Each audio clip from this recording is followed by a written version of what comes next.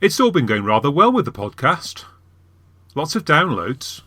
No sign of our harshest critics. Wait a minute. There's something coming through from Apple Podcasts. Look, it's a review. Ah. Oh dear. You again. I'll sort you this time. Yorkshire till I die!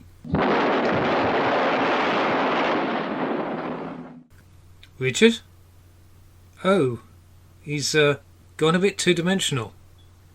Let's just keep going. I doubt the listeners will notice. He's more cardboard than an Amazon packaging centre. His face has gone missing too. Well, hang on. Look, here are some features. Maybe we can make his face out of these. Do you remember what he looked like? Not really, no. The screen was always quite dark, and the low bandwidth connection, he's a very pixelated sort of chap. But all those factors together, and frankly, I might as well never have met the man. How about those eyes? I think that might be his nose. And this mouth? That definitely looks a bit northern. Oh, there you are, you see. Uh-huh. Richard? Hello, and welcome to Something Who. Bugger.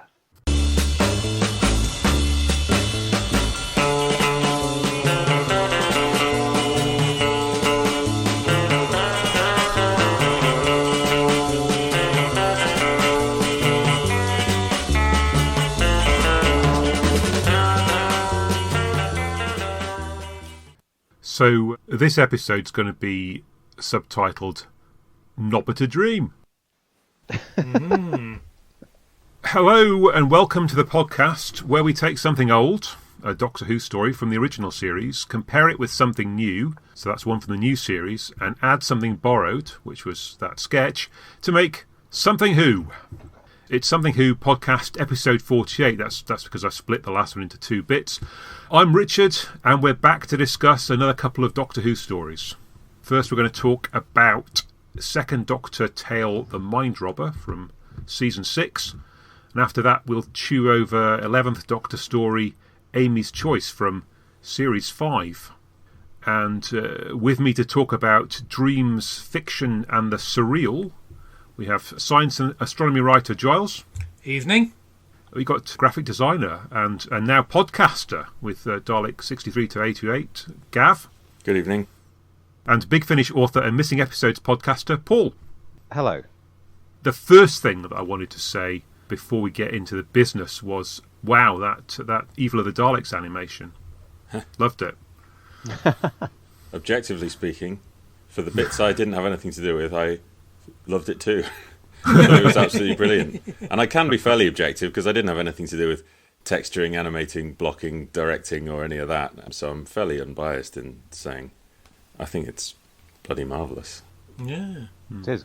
I literally saw somebody on Twitter the other day singling out for praise the establishing shot of the house, which I think was one of yours. Well, certainly the model is, yes. I can't take any credit. It's not your house, I know. No, my house is bigger and better. But no, Colin Howard painstakingly painting all of the tiles and then Rob Ritchie painstakingly animating it. But actually, now I come to think of it, it was the textures. And it's everything other than what I did, really, is what makes that shot. There's no denying it. I sadly have not seen it yet. I was just about to order it, and then a friend of mine got in touch and said he'd managed to land himself with 2 copies of the Steelbook, and did I want one? So I said yes, I'll have it off him, but he's slower than Amazon. But that means yes, he's slower than Amazon, so I'm going to have to wait until some friend. Yeah. Tim, are you listening? Not that Tim, by the way. Not that other Tim either, but yeah. Other Tim. Well, I'm glad that's cleared that up. Excellent. Okay. We probably ought to have our lukewarm take on the other big news of the decade, really, shouldn't we? Go on then. Oh. Well, the Galaxy 4 animation. Yes. What's your lukewarm take then, Charles?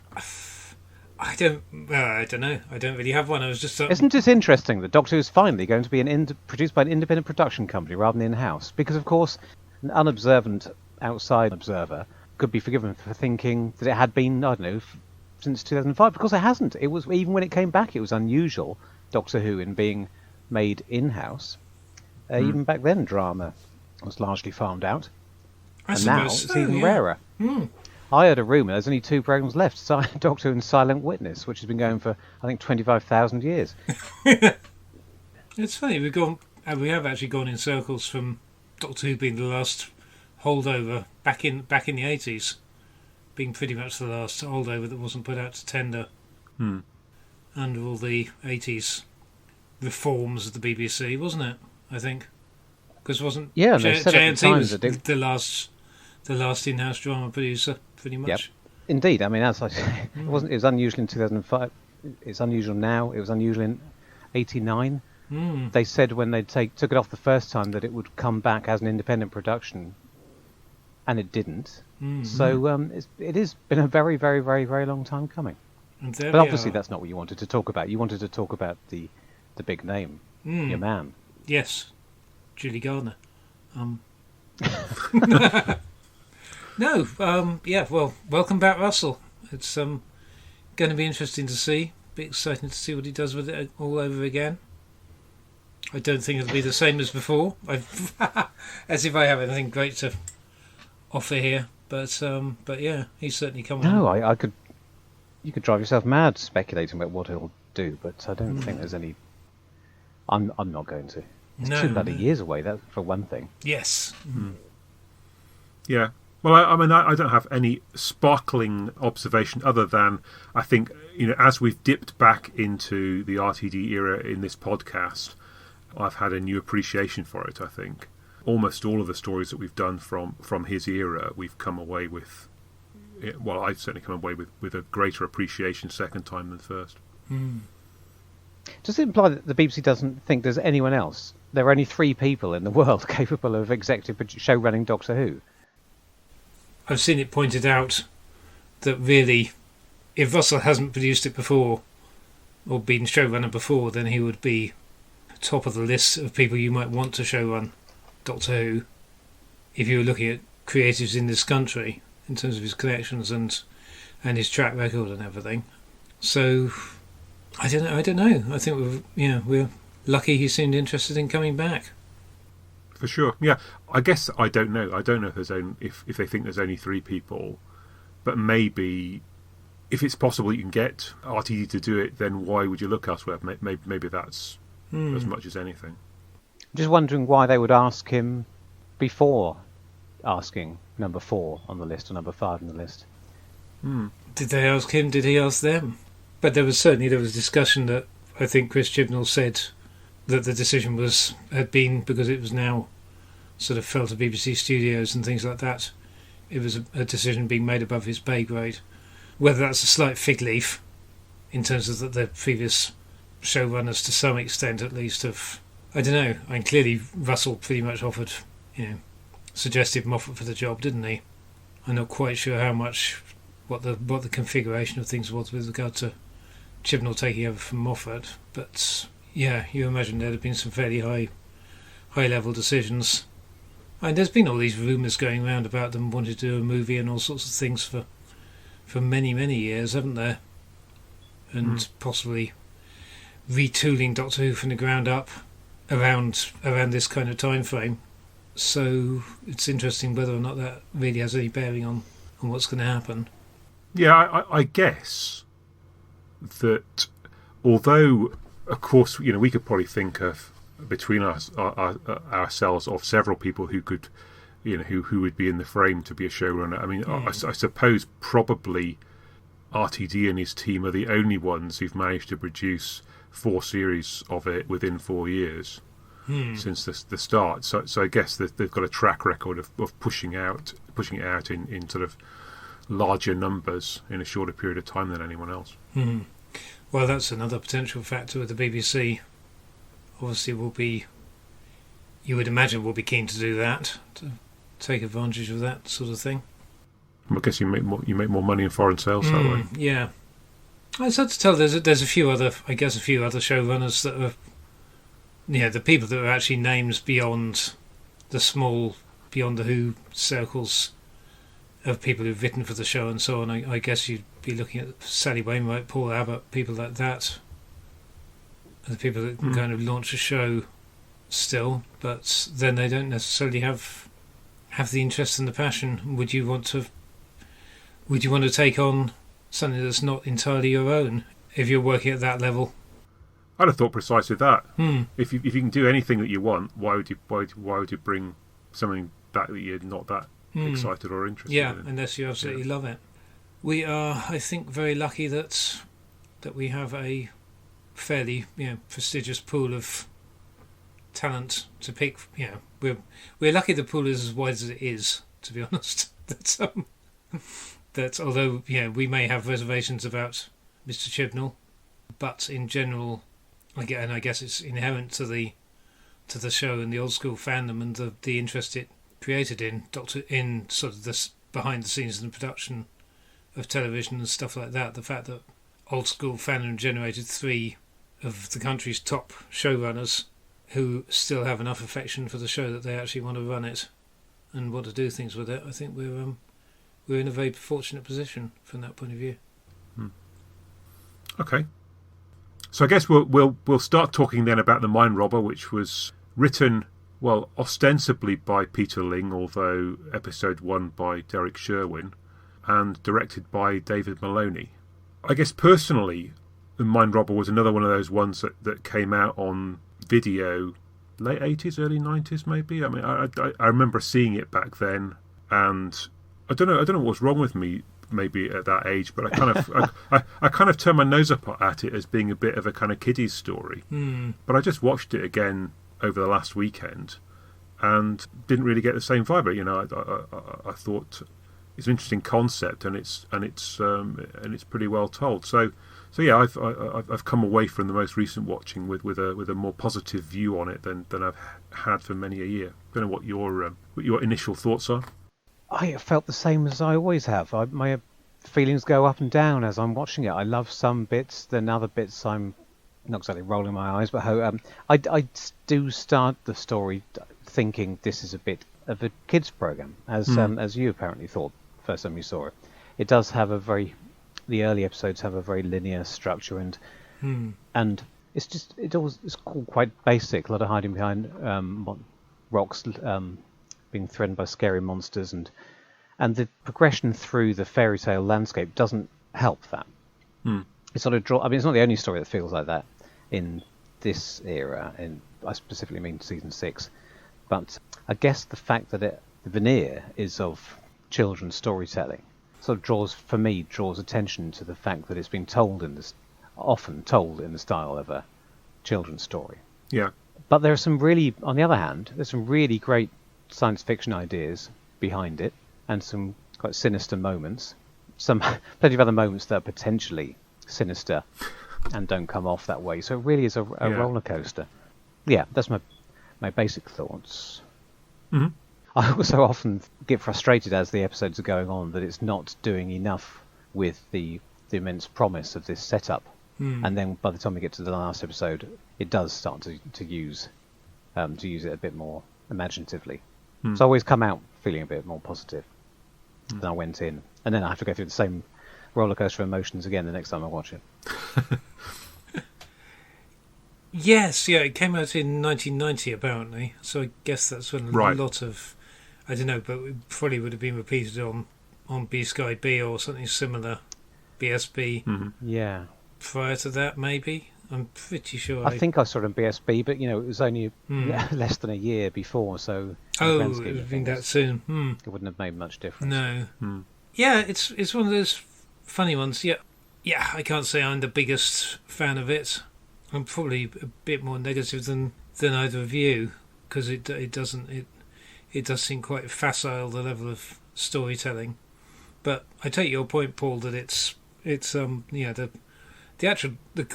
conceptually, the idea is great, as I guess we'll kind of see potentially when we come to Amy's Choice, that sort of thing.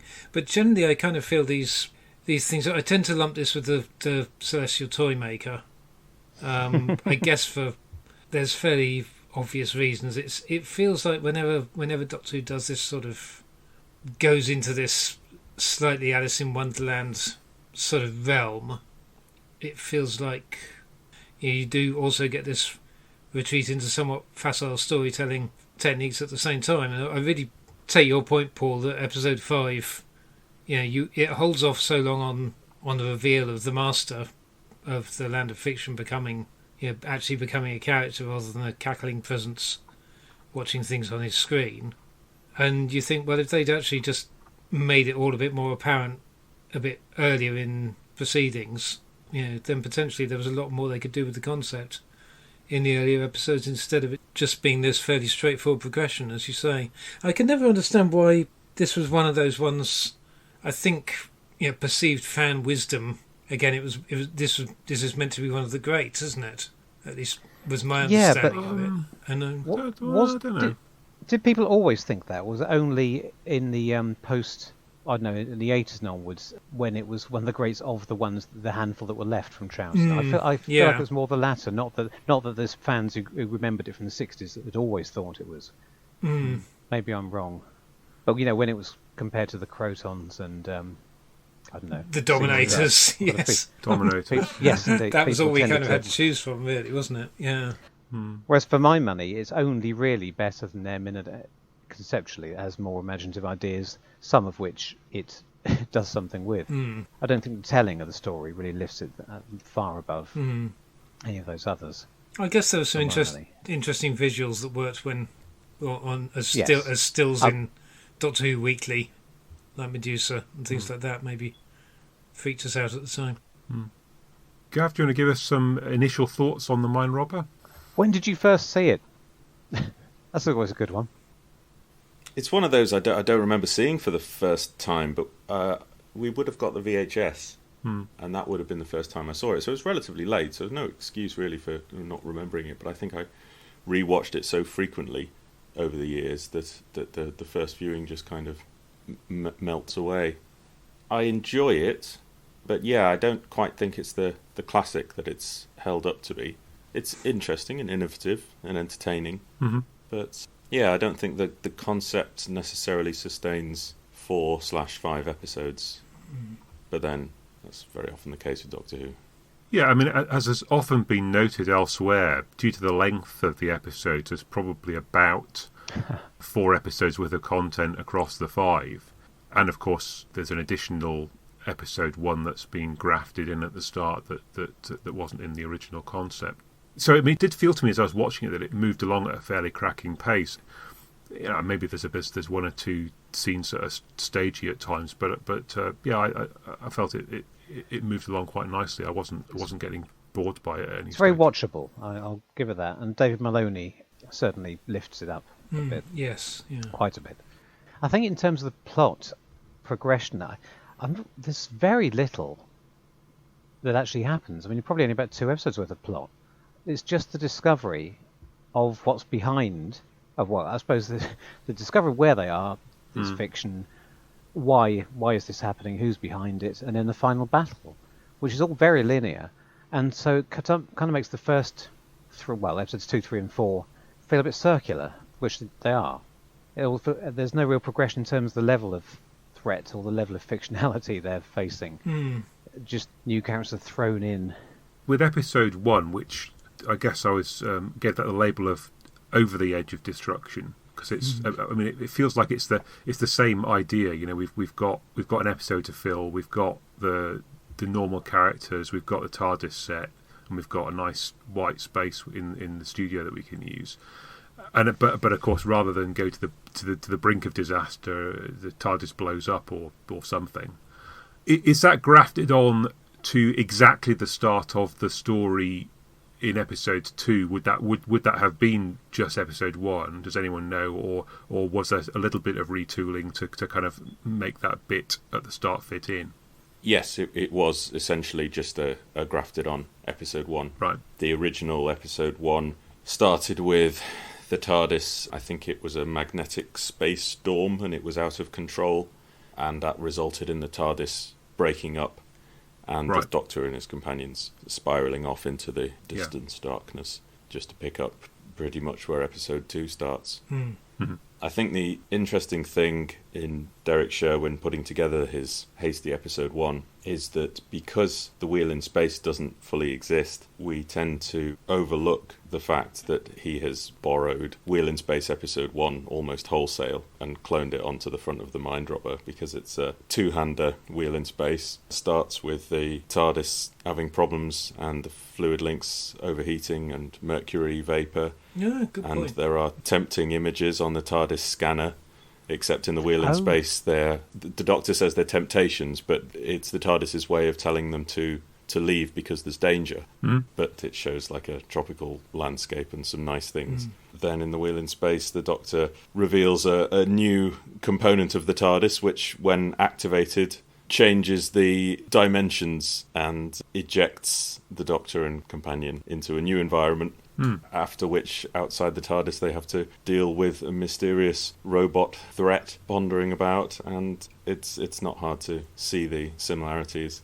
And Sherwin's switched that TARDIS component, so instead of the inside of the ship, it changed the outside of the ship, changed the dimensions of the interior into taking the TARDIS out of time and space. And I don't know actually whether there was any actual explanation in the original script that was equivalent to the Doctor activating the control that he says it takes the TARDIS out of time and space into another dimension, or whatever the language he uses is. He's definitely summoned up as in David Whittaker, isn't he? Because if you add in the element of the TARDIS being telepathic and speaking and fluid in links. very mysterious ways. But I mean, the odd thing is that here he's trying to solve a specific problem, whereas David Whittaker just started the Wheel in Space in that peculiar, low-key way, which had nothing to do with where it was going. Or is there a reason for that? Was it Wheel in Space expanded from 5 to 6? I don't know. My feeling is that there wasn't enough story to fill. The thing that struck me until you, Gav, pointed out the similarity to Wheel, Episode 1 is kind of lauded as being this triumphant, spooky, weird episode. Again, generally the sort of, at least the common fan perception was back in the day when most of my formative, my early views of things were. And I was watching it this time, I was just thinking, well, hang on, no, this is basically how all the early Hartnell sci-fi stories start, with a weird off-kilter episode where no one really has any, it's usually pretty much just left to the TARDIS crew, maybe a couple of other characters, and you have this weird what the hell is going on episode at the start of an awful lot of those early. I wonder if that's the genealogy of it, as such that if Whittaker did the same thing because that was what he was used to handling back when he was script editing, and then Sherwin lifted the idea from there. It certainly means he knew he would be able to get away with it. People wouldn't say, "What the hell's this? I don't pay my money to to just have them regular cast, no guests."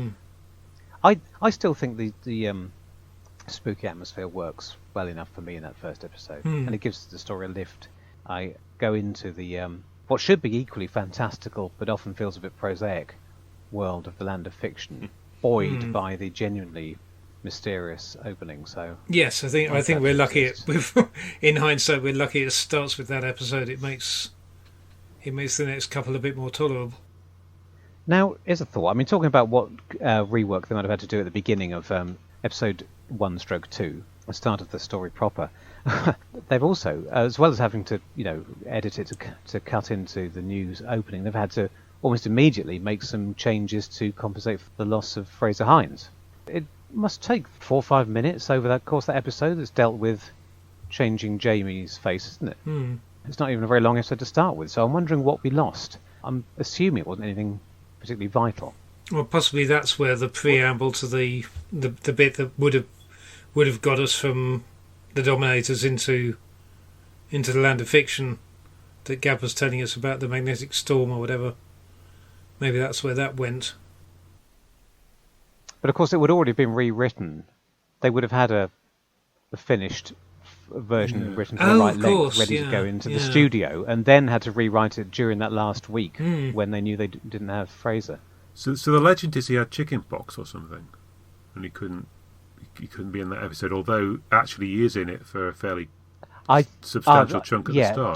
Didn't they refilm? They filmed that stuff the next week and edit it, cut it back in. So it's Right, not. okay, If you're yeah. trying to start some conspiracy theory that he No, was no, never no. villain in the first place. Yes, you were. Well, that scene was already It in did it. used to confuse me. Oh, go on What? then. hello. The cardboard cutout Jamie scene was already in the That's outrageous. script before. The But one. Oh, Yeah, I don't know. I don't think that there was necessarily any face swapping going on. That's Right. outrageous that there was an in for such a Yeah. device already. What are the chances of that? The only episode they'd ever made up to that point, which incorporated a companion being turned to cardboard and back again. I mean, I would never have anything bad to say about a Doctor Who actor who comes from Yorkshire, so I'm absolutely certain that whatever Fraser Hines says happened. So, But, yeah, but you're right, yeah. I mean, what's the go on. provenance of this, Gav? I mean, how much do we know about the original version? Or do you know what would have happened? It doesn't sound very thrilling if he just gets turned to cardboard and then comes back again. It was a test. I think the school children set him a series of riddles, and Jamie was a cardboard cutout. He had to solve the riddles in order to bring Jamie back into three-dimensionalism. Ah, Right, that is astonishing. okay. Serendipity. It's funny that the parallels, because again, it reminds me of Toy Maker and the whole Yeah. Doctor's disappearing act, and especially with John Wiles toying with the idea of recasting the Doctor at that point and just bringing back a new actor to replace Hartnell. Yeah, that's true. There are quite a few parallels between the two stories, aren't there? That's a good one. It's funny how these things. I have to say, I quite enjoy watching Hamish Wilson in this. I mean, in years gone by, I always used to kind of get a bit impatient waiting for him to turn back into Fraser Hines when watching it. But actually, I enjoyed his performance this time round. I thought it's quite interesting to see a different take on James. It is. He's done a great job adopting his mannerisms, hasn't he? I think. Well, I think it's one of the best bits of the story, and it's a lot of fun to episodes 2 and 3. And if it wasn't there, then what was left would have been even more underwhelming for me. So here's the chicken box. There's also quite interesting for me that we've got this character called the Master, and rather like his namesake in something like Castrovalva, you've got this kind of cackling figure behind the scenes, watching and commentating, and trying to control events. Yeah, it has a lot of the same features for me that you've got this sort of strange, slightly creepy figure. One of the things I'm not keen on, I think they introduced the Master specifically, and generally the idea that there's a sinister presence behind all this, too early. I could possibly cope with the idea of a sinister presence and some cackling laughter as early as episode 1, but even then I'm not sure, because I think it's the idea of what on earth is going on here should be strong enough to sustain us for at least an episode without there needing to be a villain. But the fact that we cut to him and we see him like a James Bond villain in his control room looking at screens, it doesn't exactly give the game away, but it tells you that at exactly the time when you should be thinking, my God, they've come out of reality. They're in a world. What kind of strange dimension is this? My God, it's a world of fiction, and you should be concentrating on that, and wondering just how far removed from the standard Doctor Who story this is. You should be thinking, my God, is it like that amazing setup we were teased with in that classic The Chase, of a world where fictional beings are real? Are we completely out of reality? But no, you're brought back down to earth immediately by seeing that actually there's just a bloke with a computer.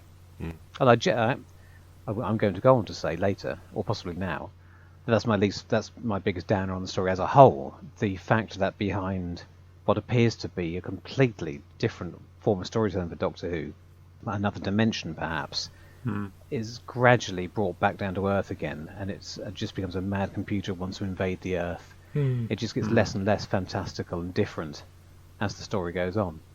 But specifically, if you have to have that element to it, it shouldn't be there as early as episode 1/2, for my money. So, Peter Ling. He made much the same mistake on Crossroads, of course. Revealed that it was set in Birmingham was far too early. I think that was episode 1. They could have staved that off for a couple of thousand episodes at least. It seems to me also in episode 2 that Troughton's kind of warming to his task. He seems quite animated to me. I mean, he particularly seems to enjoy working with Bernard Horsfall. But even with the kids, the pesky kids, I guess he's done this an awful lot in his career up to this point of working with a bunch of kids in a studio. But he manages, I think, to rise above the potentially the tripwires, I suppose, of acting with kids, and those scenes again seem pretty decent to me. Yep, they're pretty good. Children being childlike in the wrong context is always a slightly unsettling thing. Gulliver, and the Gulliver stuff works great. Bernard Horsfall gives a really good performance. Yes. Slightly, I did come out of this thinking, there's always been something that's bothered me about it, logically, and it's the fact that he's the only character who is restricted to using dialogue I from his thought that book. when we Nobody got to else is, Rapunzel. so Yeah. which just makes me see behind the scenes, and all I can think of then is that this is Peter Ling's favourite book, and that's why he's chosen Gulliver. A lot of the others are the stapled, the biggest figures from mythology and what have you, and then Gulliver, which is obviously. But of course, that's always going to happen. Other people have written for the land of fiction, and you're always going to be steered towards what you know and like, and understand and appreciate. Yeah, because I quite like Rapunzel when she turns up, and she doesn't get a lot to do, but her sort of postmodern take on a slightly sarcastic. There are lots of ideas, and there are lots of different takes on what you could do with if fictional characters became real. I mean, you could take anywhere. So I'll give it credit for the fact that it doesn't repeat itself. If they'd all been not self-aware, but characters that, like the joke with Rapunzel, is that she's aware she's in a fairy tale, but she's reacting with modern day real world attitudes. So if they'd all been doing that would have got old quickly, and if they'd all been just speaking words sliced carefully out of the original source, and so on and so on, or if they'd all been mythological creatures, God help us. So it's a nice mixture. I just think that it's a very slow move forward through episodes 2, 3 and 4 because there's not much behind the curtain, so they're just trying to stave off the moment, that final battle, for as long as possible, I think. I hadn't realised until this viewing that when Gulliver gives them away in episode 2, it's not because he's being a snitch, it's because he doesn't realise that there's a danger, and he can't see the robots or something. I don't know why I'd missed that the 27 other times I'd seen it, but for some reason I had. He's starting to repeat the same dialogue for episode 5. I noticed that having watched it all in one go this time, which I... Tut, Peter. I find the whole, when we get to the mythological stuff, I find the whole kind of I deny this reality thing a bit trite. The fact that that's the get out is to recognise that these are fictional creatures. Yeah. The logic, the setup does shift a bit, doesn't it? That's what they use to get away from the Medusa and the Minotaur. Yeah. Minotaur is it? Minotaur. And again, it does make a recurrence. Actually, the best bit about that is episode 4 when the carcass shows up. And Zoe, who now knows this is the way to get out of this situation, says, "Come on, Doctor, tell him he's just fictional." And he says, "Well, I can't because I've never seen him. I've never read his comics, so I don't know that." Which is nice undercutting of that true moment. But then they go a different direction in episode 4 and we get the battling wordsmiths fighting through avatars by writing your own stories, which is, I guess, quite fun, but it's kind of a story that should be about wordplay. It sets itself up as being all about words. Unfortunately, they're battling in rather basic language, and then suddenly the thingy appears. It's just like a couple of kids in a infant school playground, which is unfortunate. It'd be nice if there was a bit more joy in the language to go along with the visuals. Another of my observations was when the unicorn comes along, they'd mentioned it twice, so we weren't going to get away with it. I think they made a wee bit too much of it. Jamie dreamed about it, did he, or something? And then, anyway, whatever happened. Right in the middle of his head. Yes. Yeah. One thing I quite liked was the fact that the white robots... Now, this is a production puzzle, to me at least, because we have the white robots and then we have the link by means of sound effects to the clockwork robots that are then in the land of fiction, and then they become the white robots. Are we? Am I correct in thinking that the white robots are and the clockwork robots are effectively sort of one and the same? They've got different sound effects slightly. Oh, I have they? think. Yeah, no, they're not supposed to be the same. They come and go. Ah, right. But I do think okay. there was a scene which I think was written to be the toy soldiers in Rapunzel's castle. Right. Yeah. That was swapped out to be the white robots, just to give it some continuity with the costumes that there had been hastily roped into episode 1. Ah, I right. spotted that for the very first time on this watching, because I'd always been brought up to believe that the white robots were only in the first episode because that the old myth, well, not myth, sorry, but the old convention yarn about how it came about. We had no sets, we just had a white backdrop, which of course they had to create from scratch. It's not like the studio was white by default. But they found the robots in the prop cupboard and just used them for that episode. But then when they showed up again later on, I was wondering, were they always supposed to be robots? But Okay. Well, that settles. I don't know. At the very end, when they're set to exterminate the Doctor and end up shooting the computer itself, that does require something with a gun, which wouldn't be the Clockwork Soldiers, would it? So maybe there was something with that sort of ability in the original script. Don't know. I don't know either. So what do you all think? Does anyone agree with me that the more it starts to concentrate on the idea that it's a computer that's running this? Because I was trying to work out why I have mixed feelings about it. Because if it really was set in a fantasy world, I mean, when I watched The Chase and the idea was raised that the Terra Nation genuinely thought a world, a dimension where fictional creatures are real was a good idea. It brings me in a cold sweat. I think, no, that's not Doctor Who. You can't do that. That's not science fiction. You've gone too far there. And yet, when I get to the Mind Robber, I find myself thinking, well, that's what I want. I want them to go for this properly. I want this to be an actual dimension of fiction. I don't want a big computer behind it all. You spoiled it. So I seem to be a bit of a confused child. Maybe it's the middle ground that I want. Maybe I would like a better explanation for where these fictional things come from. I've got a very vague memory of something in an early Paul Cornell book where an early version of what he called cyberspace had formed itself from human memories and thoughts. So like a sort of spontaneous matrix that comes into beings through mental energy. So maybe there's some sort of middle ground that would satisfy. For me, I think that scenario you've painted, Paul. The reason why I'm not particularly excited about fiction in the middle of the chase is that they are being chased through kind of real space and real time by the Daleks. So it seems like a bit of a jump there, doesn't it? To suddenly be. Whereas in this one, I guess there's more of a rational conceit to it being fiction, I think. Well, you get the build up to the idea that they've gone somewhere weird. Yeah. And some strange stuff is happening, and then it's not too big a. Yeah, whereas just a normal TARDIS landing is. If it had happened in the chase for real, it would have trivialised their ability to enter such crazy realms with such ease that it was just another random journey. It was actually Verity Lambert who kiboshed that, because it is in Nation's original script for the chase. It is a land of fiction. Yeah. Good Lord, really? And Verity Lambert's. That's what I was getting at. Sorry. I never knew that. I realised I realised he was playing with it, but I didn't. Maybe I only know that because I've spent too much time listening to talking about the chase. And Verity said, no, I think this is too far for Doctor Who, so it was Spooner who put the little tweak at the end to turn it into a theme park, which is why when you're watching the episode, it doesn't quite add up.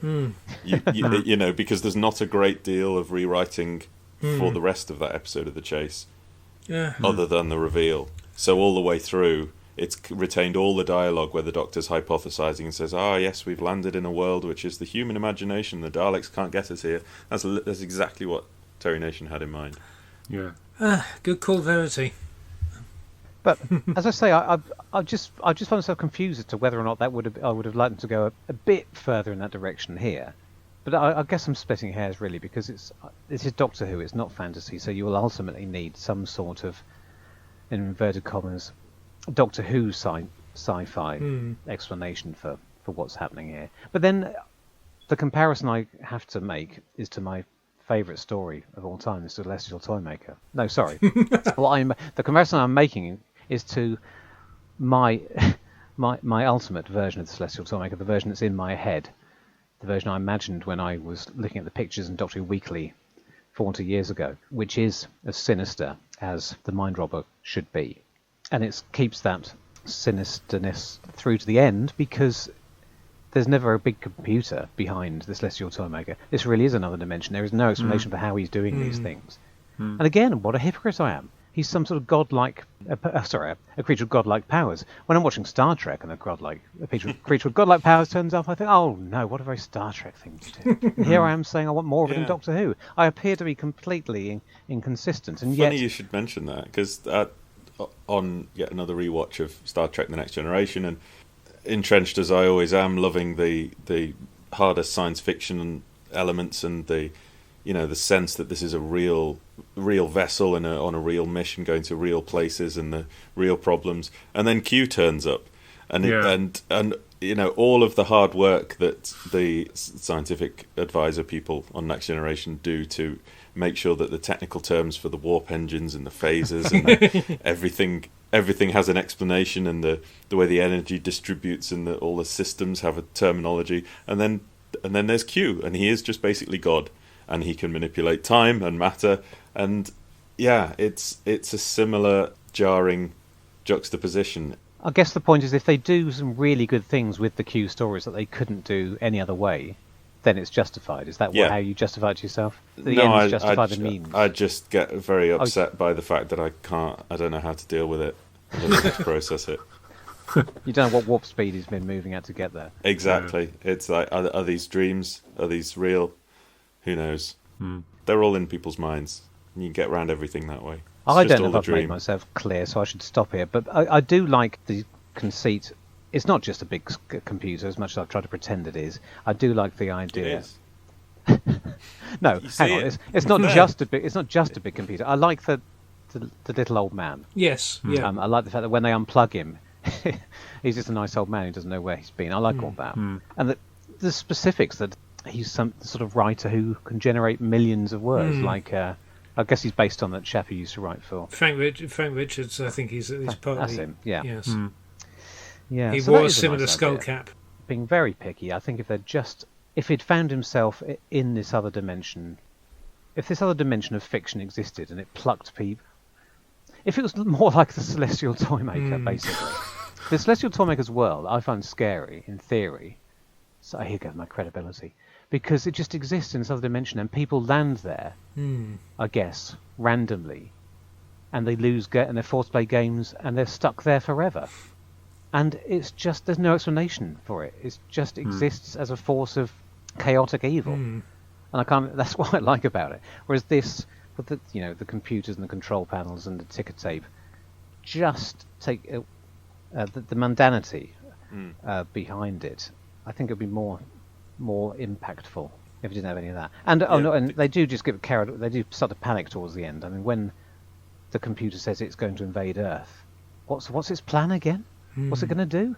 Fictionalize everybody on the Earth so that the Earth will still be intact for it to use with nobody on it. But for what? Quite when it has its own with other stuff. Yeah. So it really does fall apart there, and could have done with another draft.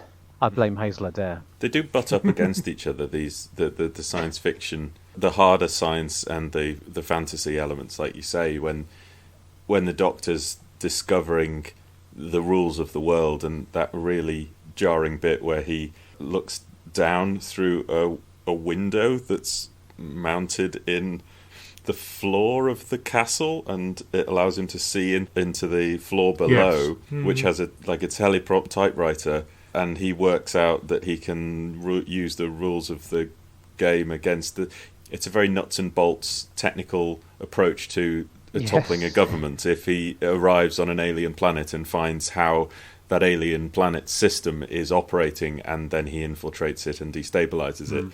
And yet in a world where everything is intangible or ephemeral or can be conjured out of nowhere, or your words and your belief and your disbelief make things appear and disappear. The idea that there's a teleprompter that he can just sort of override and type in. I guess, yeah, it's because you could have told the same story if they were just plugged into mind-reading machines. But then that's not very visual, so we need something a bit to see, which is where the teleprompter comes from. It's a shame. It's a bit like looking into the grandstand studio and then somehow being able to fiddle with that changes the results of the football matches that are going on all around the country. Well, maybe that wouldn't be all that much fun. I think you're in the realms of fantasy there, Richard.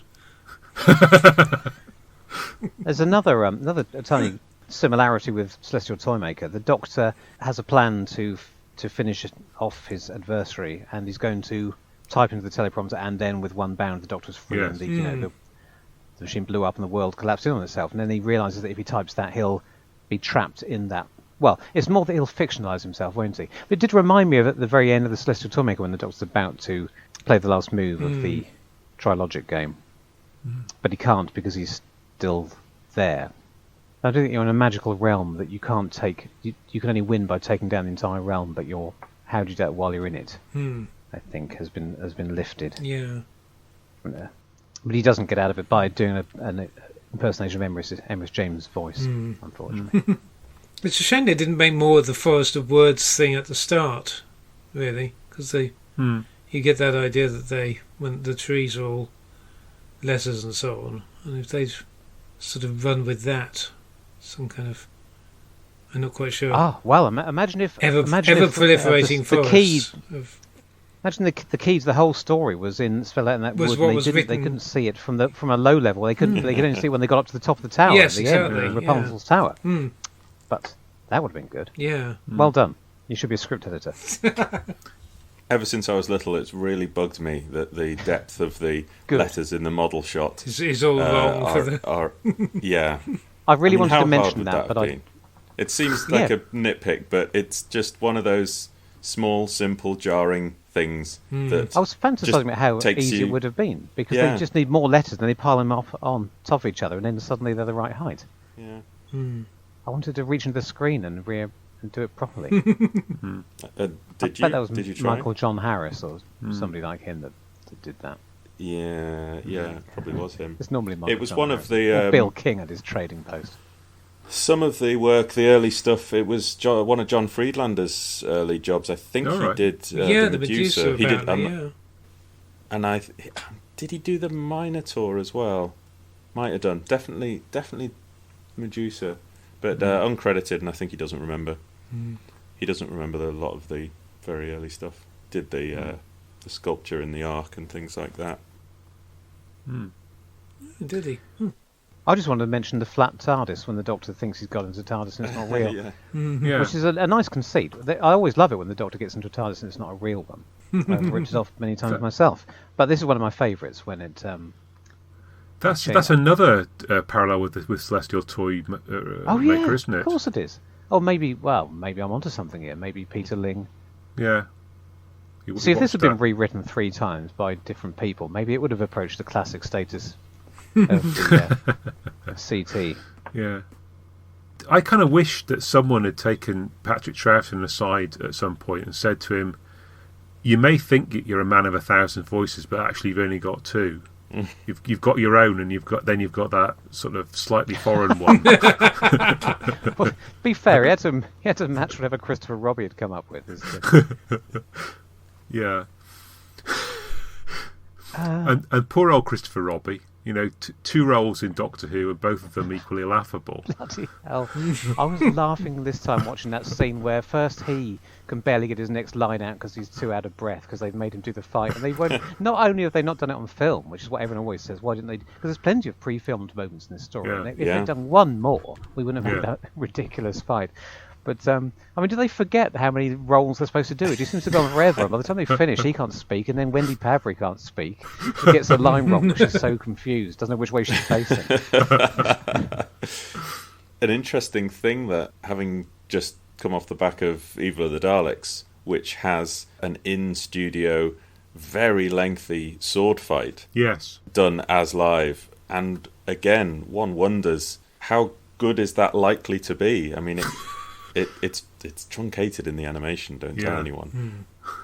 That goes on for some length of time, and how interesting can that really be, and how well choreographed? And do we have another Carcass style fight scene, leaving everyone confused and breathless and facing the wrong way? We can but hope. I put a reference to the Carcass in a Big Finish story, which is Did you? may well emerge at some point. Yeah, look out for that. I probably shouldn't have admitted it, because they probably have to pay Peter Ling's estate now, which actually no, I didn't do that. No, it's not true. No. I must have missed him when I was reading comics in the year 2000. I was amused again this time. The fact that it's the year 2000 didn't annoy me like it normally does. Well, that's not far enough in the future, you idiots. And Zoe isn't from the year 2000. What, have you forgotten everything? What I actually thought this time was, oh, that makes a lot of sense, because of course he looks like a low-rent Marvel superhero, and that's all we've had for the last 20 years, so it explains everything. Yes. I've got an amazing fact about Christopher Robbie and his physique. Go on then. You know how he's really muscly in that Mind Robber, but actually none of that's real. Yeah, it's just a prosthetic suit. Like they give all the Marvel superheroes. Like, yeah, fake it's muscles. like the old version. I didn't know they could do that back then. Digital abs. Right. Yeah. Wow. And if you look really, really carefully, I mean, you have to look really carefully. You can see a slight join on his neck, where the skin of his body goes from completely white to flesh coloured on his face. But apart from that, it's just brilliant. I can never tell whether that's meant to be. I don't know what is that meant to be. Is that seriously? Yeah. Because I think his cape is attached to. So presumably it's supposed to be an incredibly tight top with his muscles underneath, or potentially. I don't know. He's just got a cape sellotape to his shoulders with no nipples. I don't know. I assumed it was clothes. Odd.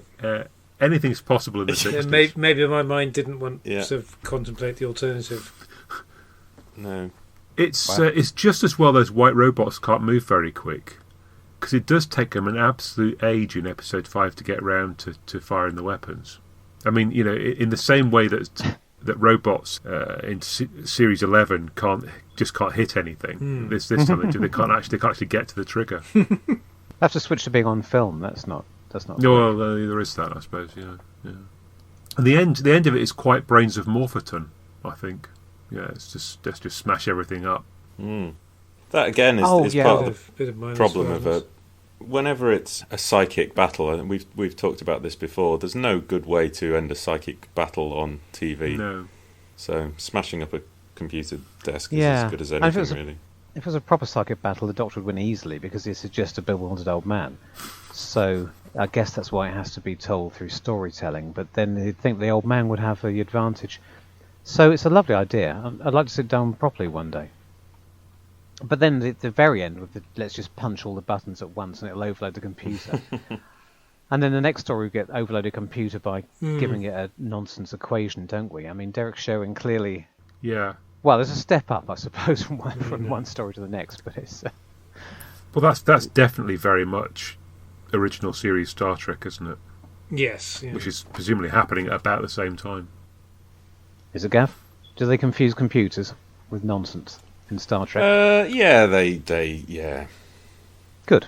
But generally in the third series, and thinking about it, that probably is too late for them to have seen it to do this. So, but anyway, yeah. Don't think. Didn't we got it later anyway? Didn't we get it till the 70s? Yeah. That wasn't a sentence. Didn't we get it until? No, I've just said the same thing again. I think if I'm parsing your sentence correctly, Gav, I think you're correct that it wasn't over here until. I was trying to overload your brain post-trouser with a confusing sentence. I don't know. It obviously still works on. It worked on Facebook the other day, didn't it? So.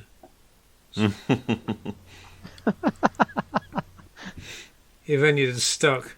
Someone else, Mark Zuckerberg, what can go up a chimney down and not down a chimney up.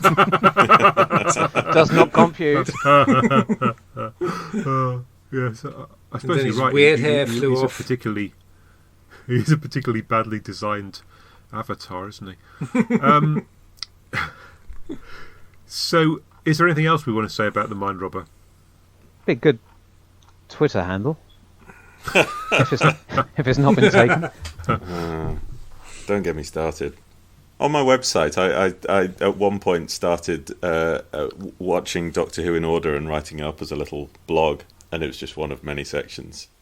And then someone else started their own blog, watching Doctor Who in order, and called it The Mind Robber, and had almost exactly the same page layout.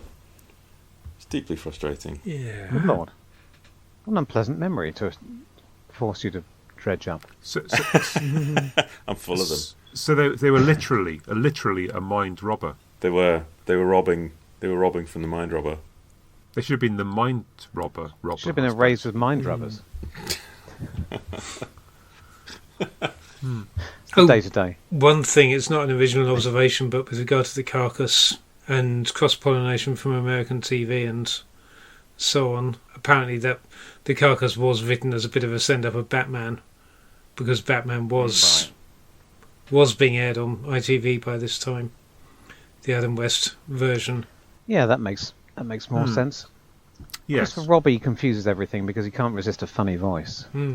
Apparently, when he's in Doctor Who, when he was doing TV presentation for Southern Television, he wasn't like that. I was watching some of that on YouTube the other day. That's how I passed my time. Gosh. Did he do some low-rent blockbusters replacement quiz show? Or am I confusing him with his daughter Sue? I can neither confirm nor deny that fact. Fair enough. Just had a feeling there was something that went on when Blockbusters was off air. Was Blockbusters ever off the air? Good question. Sorry, that's going nowhere, isn't it? Cut that bit. No, it's a very strong point on which to end the first half of our discussion. Yeah. Not at all. We could maybe do a sort of a breakette there and then come back for the second half. Yeah. Yeah. Okay. Cheerio.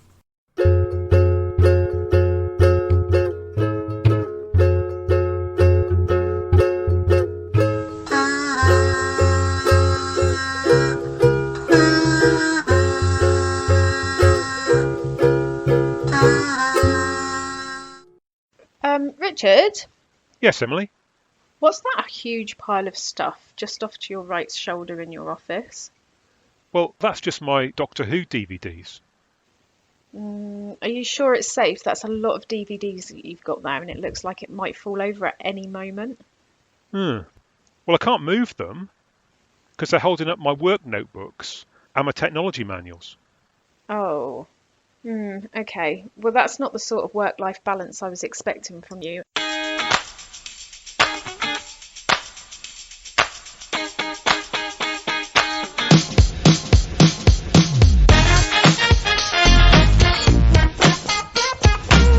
Hi everyone, we're back for episode 2 of If It's Hurting, It's Not Working. Yes, so it's our podcast all about work, why we work, how we work, and what makes a great job. In this episode, we're going to be talking about work-life balance. Yeah, because historically, pre-pandemic, it was very clear-cut, wasn't it? You'd go into the office, very routine, 9 to 5 every day, or you'd go off to the building site or whatever your trade. Yeah, I mean, that's exactly the kind of working pattern that I had when I started work. Predetermined tea breaks, lunch times, and you left your work in the office. You wouldn't think to bring it home. Over time, the lines have been blurred between work-life balance. We're living in an always connected world.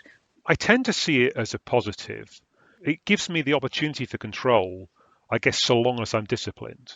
Yeah, and that's the thing, isn't it? It's about what works for you as an individual. I'm a parent, you're a parent, Emily. I mean, how do you manage to get a balance in your life around parenting and around work? So for me, it's always been a tricky one because I'm a single parent. And the other thing I think that impacts your work-life balance as well is your commute.